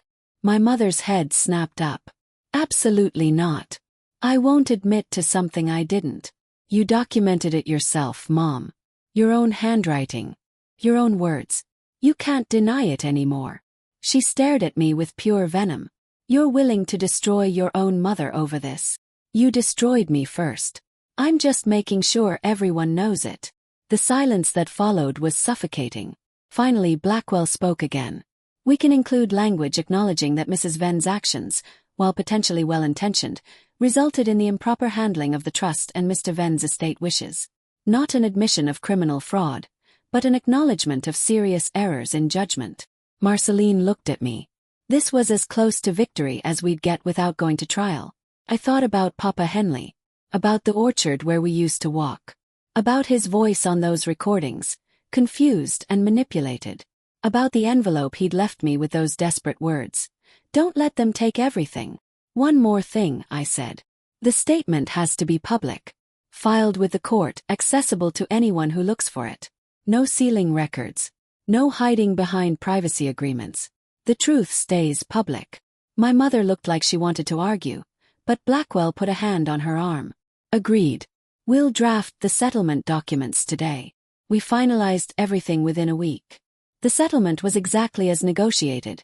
Funds restored, property transferred, public acknowledgement filed. My mother's reputation was permanently damaged. Her carefully constructed image shattered. But I'd gotten what mattered. The truth was on record, and Papa Henley's wishes had been honored. The day the settlement was signed, I drove out to the orchard. It was early autumn, the trees heavy with apples ready for harvest. I walked through the rows, breathing in the smell of fruit and earth and memory. I found the porch where Papa Henley and I used to sit. The wood was more weathered now. Some boards needed replacing. But it was still standing. Still solid. I sat down and pulled out my phone. Scrolled through photos of Papa Henley. Him smiling on this very porch, him in his garden. Him teaching me how to prune apple trees. His face was so clear in those pictures. So alive. I did it, Papa, I whispered. I didn't let them take everything. The wind rustled through the orchard, and for just a moment, I swear I could hear his voice. There are those eyes. I knew you'd come through. But even victory felt hollow. Because at the end of the day, I'd won money and property and public vindication. But I'd lost my family. Whatever threads had connected us were severed now, cut clean by betrayal and courtroom battles. Was it worth it? I didn't know yet. Maybe I never would. Have you ever had to choose between family and justice? Tell me your story in the comments. Chapter 8. The trial was scheduled for October 15th, 2 months after the freeze order, 6 weeks after my father's confession. But we never made it to trial. The settlement negotiations had moved quickly once my mother realized she couldn't win. But there were still formalities, procedures, legal hoops to jump through before everything was finalized. The final hearing, the one where the judge would officially approve the settlement and close the case, was scheduled for October 12th, 3 days before we would have started jury selection. I woke up that morning feeling strange. Not nervous exactly. Not excited. Just like I'd been running for so long that now that I could finally stop, I didn't know what to do with myself. Marceline picked me up at 8. We drove to the courthouse in comfortable silence. She'd done everything she promised. Fought relentlessly, built an unshakable case, made sure the truth came out. I owed her more than I could ever repay. "How do you feel?" she asked as we pulled into the parking lot. "I don't know. Ask me later." The courtroom was the same one where this had all started. Same wood paneling, same fluorescent lights, same smell of old varnish and broken promises. But it felt different now. Less terrifying. More like just a room where people came to settle their problems. My mother was already there with her lawyers. She sat at the defense table, spine straight, face composed. But her hands gave her away. She kept twisting her rings, a nervous habit she'd had for as long as I could remember. My father sat in the gallery behind her, but not next to her. That gap between them spoke volumes. Marcus was there too. My brother. I hadn't seen him since Papa Henley's funeral. He'd flown in from London, stayed 2 days, then disappeared back to his international business deals without a word. Now he sat in the back row, watching everything with cold, calculating eyes. Probably already figuring out how this would affect his inheritance. The bailiff called us to order. Judge Morrison entered, looking as serious and unimpressed as always. He settled into his chair, adjusted his glasses, and opened the case file. "We're here for final approval of the settlement agreement in the matter of Venn versus Venn. Counsel, have both parties reviewed and agreed to the terms?" "Yes, Your Honor," Marceline said. "Yes, Your Honor," Blackwell echoed. Judge Morrison flipped through the settlement documents, taking his time. The courtroom was silent except for the rustling of paper. Finally he looked up. "Ms. Venn," he said, his eyes finding mine. "Would you approach the bench, please?" I stood, my legs shaky. Walked to the front of the courtroom. Stood before the judge who'd frozen my mother's assets and fast-tracked this entire case. "Ms. Venn," he said quietly. His voice meant only for me. "I've seen a lot of estate disputes in my career.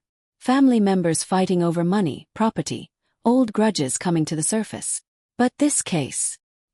He paused, shaking his head. "What was done to you was unconscionable. Your grandfather entrusted your mother with his final wishes, and she violated that trust in the worst possible way." I didn't know what to say, so I just nodded. "This settlement will give you back what was taken. But I want you to understand something. You didn't just win money. You stood up for yourself when everyone told you to be quiet. You fought for truth when it would have been easier to walk away. That takes courage. Don't forget that." Tears burned behind my eyes. "Thank you, Your Honor. Go sit down. Let's make this official." I returned to my seat, Marceline's hand briefly squeezing my shoulder. Judge Morrison addressed the courtroom. "I've reviewed the settlement agreement.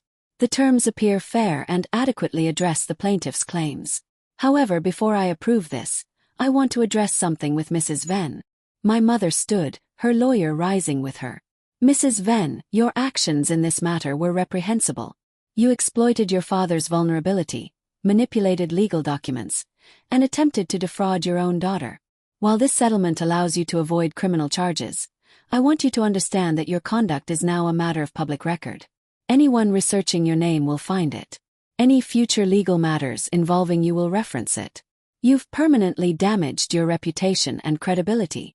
My mother's jaw tightened, but she said nothing. "Furthermore," the judge continued, I'm ordering you to complete 50 hours of community service with an organization focused on elder care and advocacy. Perhaps spending time with families navigating these issues will give you perspective on the harm you caused. Blackwell started to object, but my mother put a hand on his arm. I accept the terms, Your Honor. Judge Morrison nodded. Then I hereby approve the settlement agreement as written. The estate of Henry Venn is to be distributed according to these terms. The freeze order is lifted for the specific purpose of executing the settlement. This case is closed. The gavel came down. It was over. People started gathering their things, lawyers shaking hands, the bailiff calling the next case. But I just sat there, stunned by how anticlimactic it felt. No dramatic closing arguments. No jury deliberation. No emotional outburst. Just paperwork and a judge's signature, and suddenly everything I'd fought for was done. Marceline packed up her briefcases efficiently. Come on. Let's get out of here before the media shows up. But I wasn't ready to leave yet. I stood, turned, and looked at my mother. She was already walking toward the exit, her lawyers flanking her like bodyguards. But something made her stop. She turned, and our eyes met across the courtroom. For a moment, I saw something in her face: regret, anger, grief. I couldn't tell. Maybe she couldn't either. Then she turned away and was gone, disappearing through the heavy courtroom doors. My father approached me hesitantly.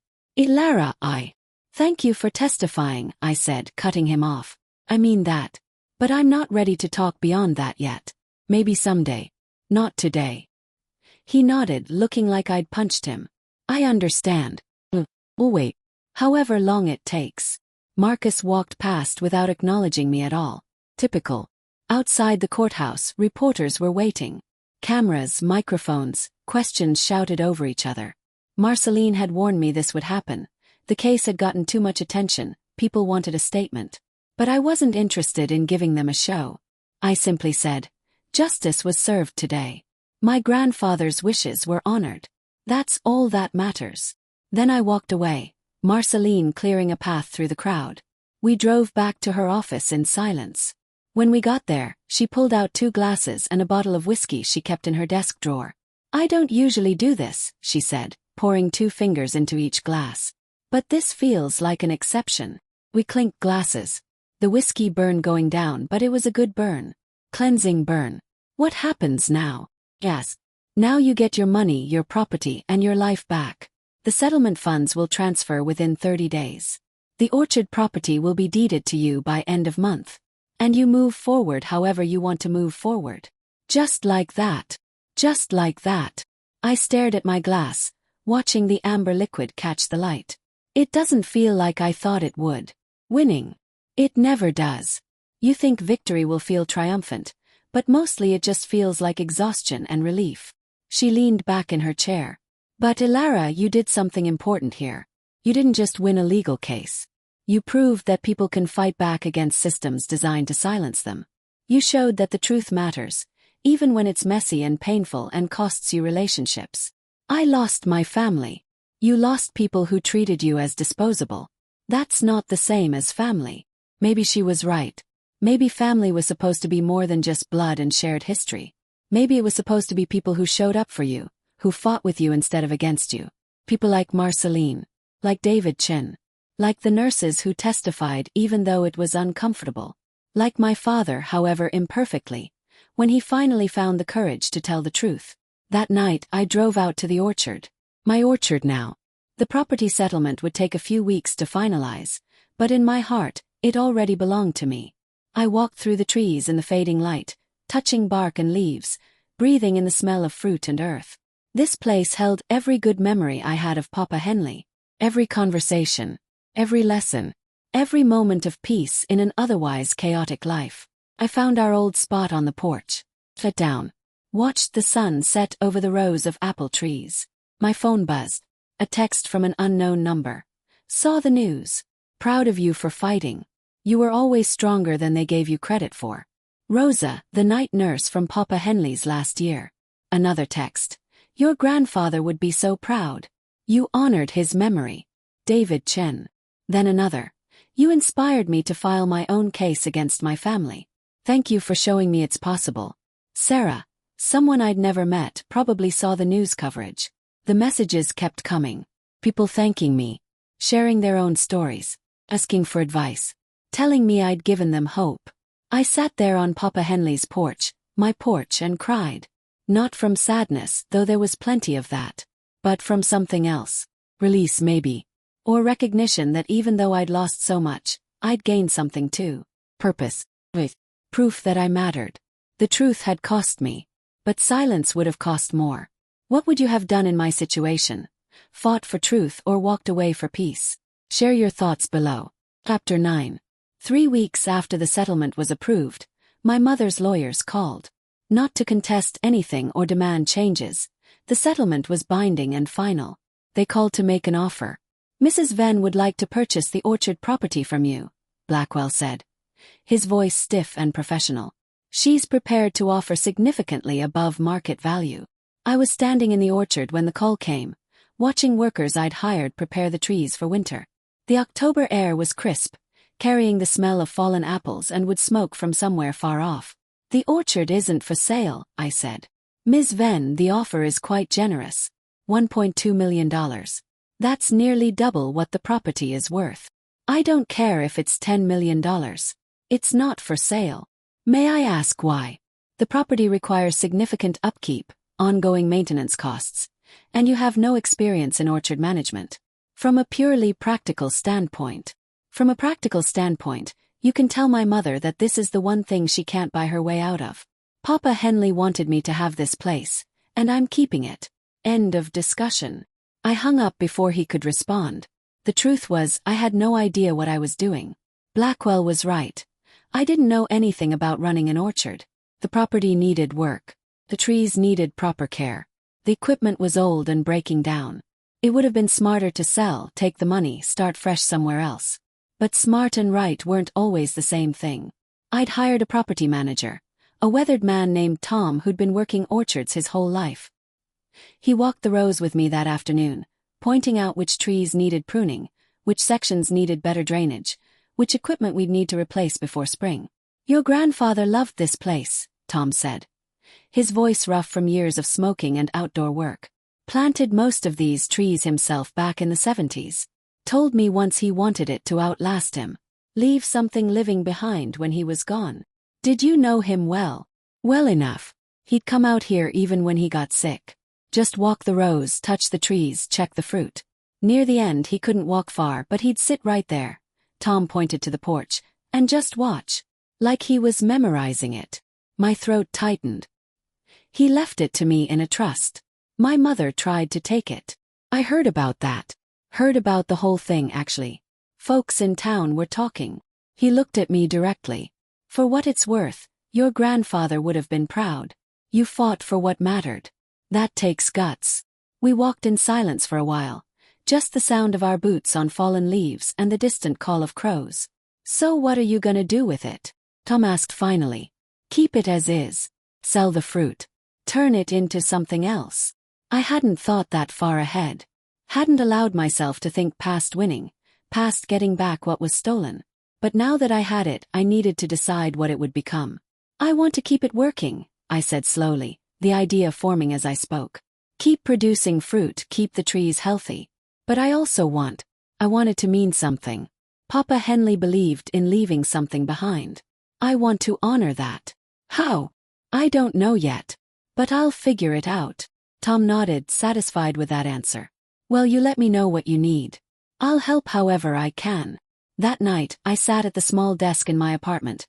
Still hadn't moved into Papa Henley's house, couldn't bring myself to yet, and made lists. What the orchard needed. What it could become. How to make it more than just property. Make it a legacy worth protecting. Around midnight, inspiration hit. I pulled up my laptop and started researching. By 3 in the morning, I had a plan. 2 days later, I called a meeting with Marceline and David Chang. We met at a coffee shop. The 3 of us crammed into a corner booth with laptops and notebooks spread across the table. I want to start a foundation, I said without preamble. Using the orchard as home base. A non-profit focused on elder advocacy, estate justice, and supporting caregivers who get pushed out by families trying to grab assets. Marceline raised an eyebrow. That's ambitious. Papa Henley wanted the orchard to outlast him. This is how it outlasts him. By helping other people fight the battles I had to fight. David Chen was already taking notes. You'd need articles of incorporation, non-profit status, board members, funding structure. It's doable, but it'll take time and resources. I have resources now. The settlement money. I can use that to get it started. You could also end up burning through it all if you're not careful, Marceline warned. Non-profits are money pits, especially in the early years. Then help me do it right. Both of you. Be on the board. Help me build something that actually works. They looked at each other. Some unspoken communication passed between them. Then Marceline smiled. That rare, genuine smile I'd only seen a handful of times. I'm in. On one condition. What? We call it the Henry Venn Foundation. Make sure everyone knows whose legacy we're honoring. My eyes burned with tears I refused to shed. Deal. We spent the next 3 months building the foundation from the ground up. Articles of incorporation filed. Non-profit status granted. Website launched. Outreach begun. The Henry Venn Foundation would offer free legal consultations to families dealing with estate disputes. Connect caregivers with resources and support. Advocate for stronger elder protection laws. And educate people about their rights before crises happened. The orchard would serve as the foundation's headquarters. The old house converted into office space and meeting rooms. The barn transformed into a community center where we'd hold workshops and support groups. The trees would keep producing, keep generating revenue to fund the work. My mother tried one more time to stop it. Her lawyers sent a cease and desist letter claiming I was using Papa Henley's name without permission, that the foundation would damage the family's reputation. Marceline responded with a single-page letter that essentially said, "Your client already damaged her own reputation. Public court records prove it. Try again and we'll countersue for harassment." We never heard from them after that.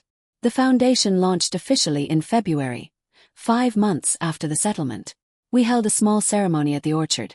Just close friends, a few reporters, and about 30 people who'd reached out after my case went public, all dealing with similar situations. I stood on Papa Henley's porch and looked out at the gathered crowd. Faces I recognized and faces I didn't. People who'd been erased, silenced, pushed aside by families who valued money over love. My grandfather used to tell me that leaving something behind wasn't about monuments or money, I said, my voice carrying across the quiet orchard. It was about making sure the people who came after you had it a little easier. That's what this foundation is. Making it easier for the next person who has to fight a battle they shouldn't have to fight. The applause was modest but heartfelt. After the ceremony, people came up to share their stories. A woman whose siblings stole her mother's jewelry while she was still alive. A man whose family forged his father's signature on a new will. A daughter who'd spent 10 years caring for her grandmother only to be written out of everything at the last minute. Each story was different but the same. Each person thought they were alone until they realized they weren't. By the end of the day, we had 12 new cases and 20 volunteers offering their time and expertise. It was a start. My father showed up near the end of the event. I saw him standing at the edge of the crowd, hands in his pockets, looking uncertain. He'd kept his distance since the settlement, respecting my request for space. But something about today had drawn him here. I walked over slowly, giving myself time to decide how I felt about seeing him. "Hey," he said quietly. "Hey, this is really something, Ilara. Your grandfather would have loved it." "I hope so." We stood in awkward silence. So much unsaid between us, so much damage that couldn't be undone with a single conversation. "I enrolled in therapy," he said finally. "Trying to understand why I let things get so bad. Why I chose her over you, over doing the right thing. It's not an excuse, but I'm trying to." "I know." I cut him off gently. "I'm glad you're getting help. That matters. Can I be part of this? The foundation. I don't need a leadership role or public recognition. But I want to help. If you'll let me." I looked at him, really looked at him, and saw something I hadn't seen in years. Genuine remorse. Genuine desire to make amends, not just with words but with action. "We need volunteers for administrative work. Filing data entry, answering phones. It's not glamorous. I don't need glamorous. I need to do something good for once." "Okay, you can volunteer. But Dad, this doesn't fix everything. We're not suddenly back to being a happy family. I know. But maybe someday we can be something. Even if it's different. Maybe. He nodded, seeming to understand that was the best he'd get. For now, maybe forever. But it was honest, and honesty was more than we'd had in years. Over the following months, the foundation grew. We handled 43 cases in the first year. Won settlements for 31 of them. Connected hundreds of caregivers with resources and support groups. Started teaching workshops on estate planning, elder law, and caregiver rights. The orchard thrived too. Tom managed the trees expertly, and we had our best apple harvest in 15 years. We sold some fruit locally, donated some to food banks, and used some for the foundation events. Nothing brought people together like fresh apple cider and homemade pie. I finally moved into Papa Henley's house, but I renovated it completely. Turned his bedroom into my office. Converted the study where my mother had photographed documents in the dark into a library filled with legal resources for families in crisis. Made the dining room into a conference space where we'd hold strategy sessions. But I kept the porch exactly as it was. Same creaky boards. Same view of the orchard. Same feeling of peace that had drawn Papa Henley there for 40 years. I sat there one evening in early autumn, exactly 1 year after the settlement. The anniversary had passed quietly. No calls from family, no media requests, just another day. But it felt significant somehow. A full circle completed. My phone buzzed. A text from Marceline. Foundation board meeting Tuesday. We need to discuss expansion plans. Also, you're doing good work. Don't forget that. Another text from David Chen. Just closed another case using your model. Family settled within weeks once they saw the evidence we'd compiled. You're changing how these fights happen. A third text from Rosa, the night nurse. Still thinking about you and your grandfather. Proud of what you built. And finally, unexpectedly, a text from my father. 1 year since everything changed. Wanna get coffee sometime? No pressure. I stared at that last message for a long time. Part of me wanted to ignore it. Protect the distance I'd maintained. But another part, the part that sounded like Papa Henley, whispered that holding on to anger was just another way of letting the past control you. I typed back. Maybe. I'll let you know. Not yes but not no. Space for possibility without committing to anything I wasn't ready for. The sun was setting, painting the orchard in shades of gold and amber. I thought about Papa Henley's words from years ago. You see things, Ilara. Not just with your eyes but with your heart. That's rare. Don't ever lose that. I hadn't lost it. Not through the erasure, not through the legal battles, not through the public scrutiny and family betrayal. If anything, I'd learned to trust it more. That ability to see past surfaces, to recognize truth even when it was buried under lies and paperwork. The orchard would outlast me, just like it had outlasted Papa Henley. The foundation would help people long after I was gone. The work would continue. That was legacy. Not control or possession, but impact that rippled forward through time. I pulled out my journal, still kept one, still documented everything, and wrote, Year 1 complete. Justice served. Work begun. Life rebuilt. Papa, I hope I made you proud. The wind rustled through the apple trees, and somewhere in that sound I heard his answer. Would you rebuild or retreat after a battle like this? Let me know in the comments. Chapter 10. 5 years later, I stood in the orchard on a morning that felt like every other morning and completely different at the same time. The Henry Venn Foundation had grown beyond anything I'd imagined. We'd handled over 300 cases. Recovered more than $15 million for families who'd been defrauded. Changed state legislation on elder protection in 4 different jurisdictions. Trained hundreds of lawyers in estate justice advocacy. But this morning wasn't about statistics or victories. It was about something simpler and infinitely more complicated. Letting go. Tom found me standing by Papa Henley's favorite tree, the old Honeycrisp he'd planted in 1978. The tree was massive now, gnarled and strong, still producing fruit every fall like clockwork. You sure about this? Tom asked, his weathered face concerned. No. But I'm doing it anyway. Today we were opening the orchard to the public for the first time. Not just for foundation events or private tours, but truly open. Families could come walk the rows, pick apples, have picnics under the trees.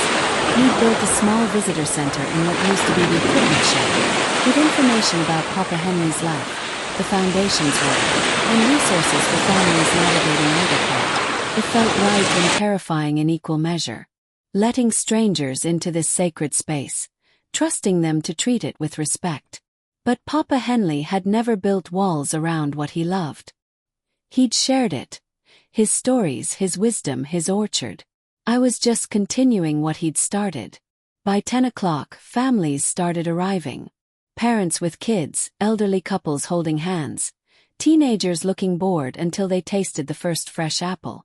I watched from the porch as they spread through the orchard, and something in my chest loosened. This was what Papa Henley had wanted. Not a monument, but a living thing that kept growing and changing and touching lives. Marceline showed up around noon with her partner and their 2 granddaughters. The girls immediately ran into the orchard, squealing with delight at the trees and the ripe fruit. "You did good, kid," Marceline said, settling into one of the porch chairs we'd added. "5 years ago you were fighting just to exist. Now look at this. 5 years ago I had no idea what I was doing. You still don't. None of us do. But that's never stopped you before." David Chen arrived with his family shortly after, carrying a picnic basket and blankets.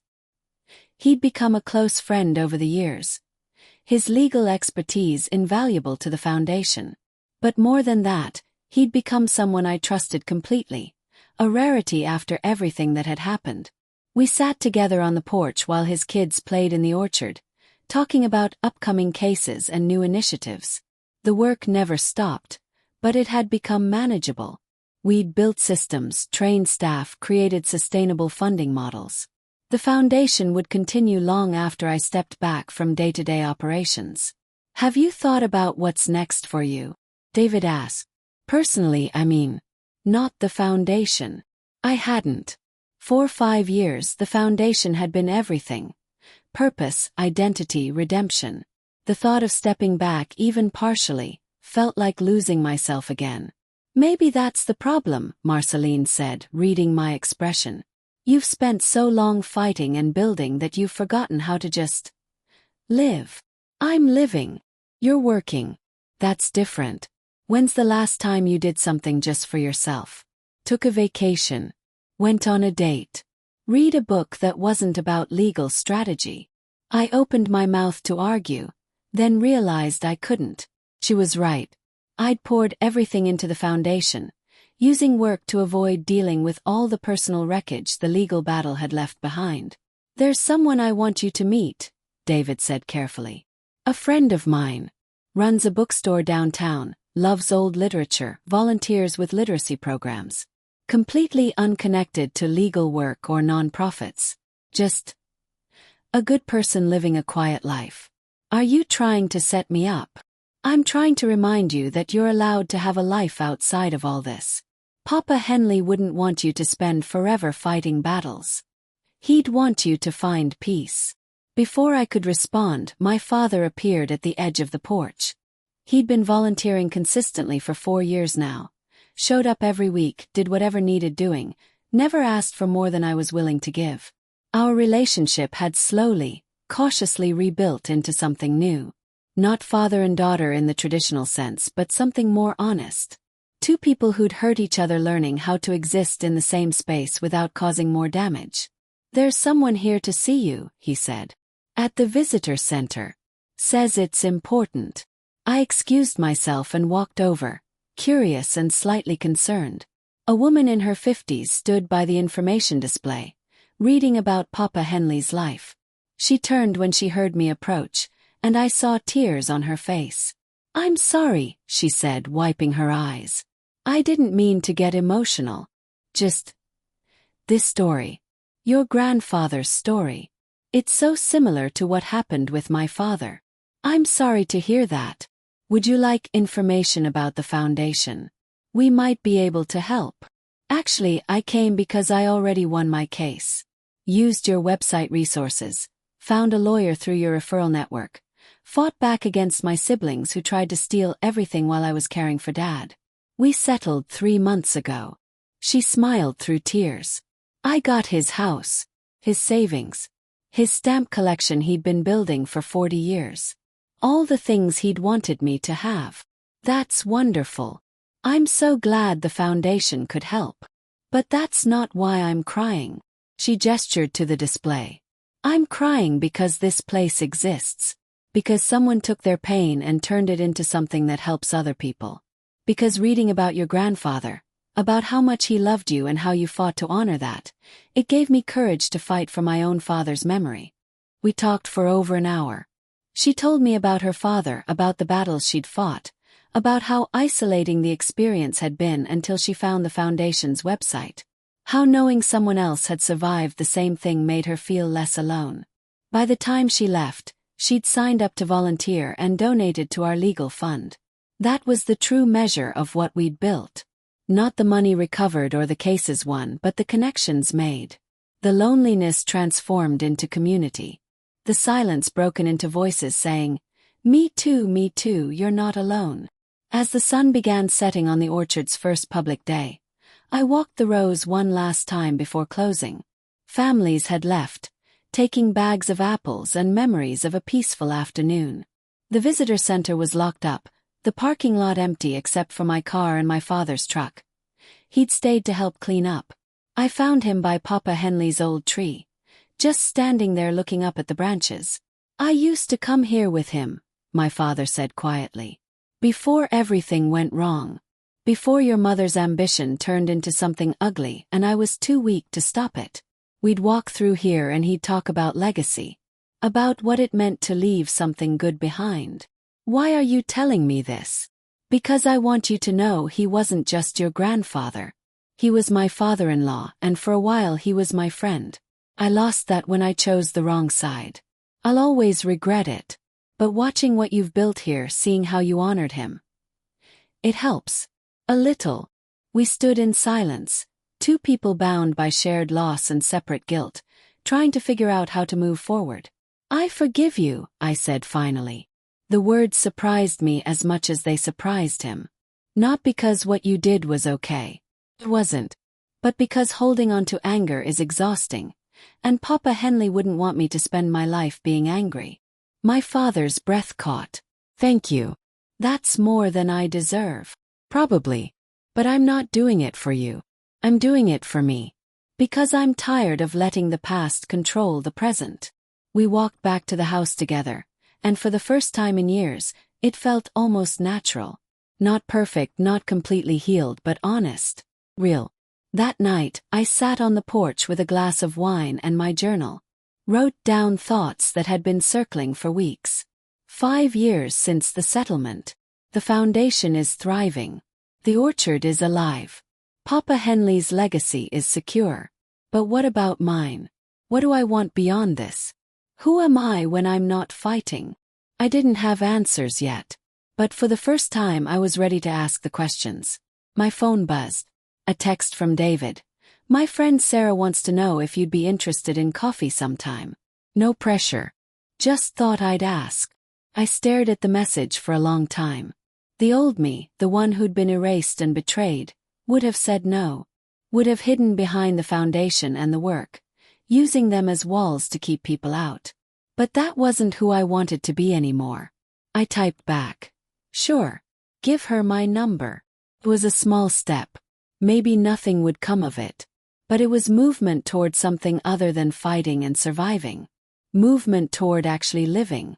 The orchard stretched out before me in the moonlight, trees casting long shadows across familiar ground. Somewhere in the distance, an owl called. The wind rustled through leaves. The world kept turning, indifferent to human struggles and victories. But here, in this place Papa Henley had built and I had fought to keep, there was peace. Not the absence of pain, but its transformation into something purposeful.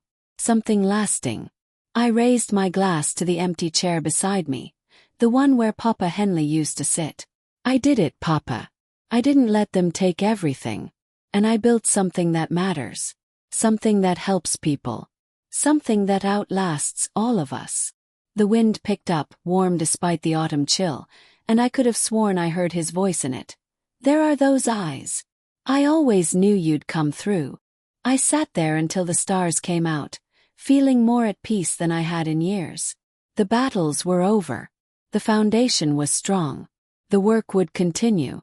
And maybe, just maybe, it was time to start building a life that wasn't defined by what I'd lost, but by what I'd found. Justice wasn't just about winning in court. It was about reclaiming your story. A voice. Your right to exist on your own terms. Done that. And in doing so, I've helped others do it too. That was enough. That was everything. Thank you so much for following Alara's journey from erasure to justice, from fighting to healing, from surviving to thriving. Her story reminds us that courage doesn't always roar. Sometimes it whispers, "I won't give up." Sometimes it shows up every day with evidence and allies and refuses to be silenced. If this story touched you, if you've ever felt erased or silenced, if you know someone fighting their own battle against injustice, please subscribe to this channel and turn on notifications. We share stories like this every week. Stories of ordinary people doing extraordinary things, standing up when it would be easier to stay down. Drop a comment below telling us what part of Alara's story resonated most with you. Share your own experiences if you feel comfortable. Your story might be exactly what someone else needs to hear to find their own courage. And please share this video with someone who needs to know they're not alone in their fight. Together we build a community where truth matters, where justice is possible, and where no one has to face erasure alone. Hit that subscribe button, turn on notifications, and come back next week for another story of resilience, courage, and the power of refusing to be erased. See you in the next one.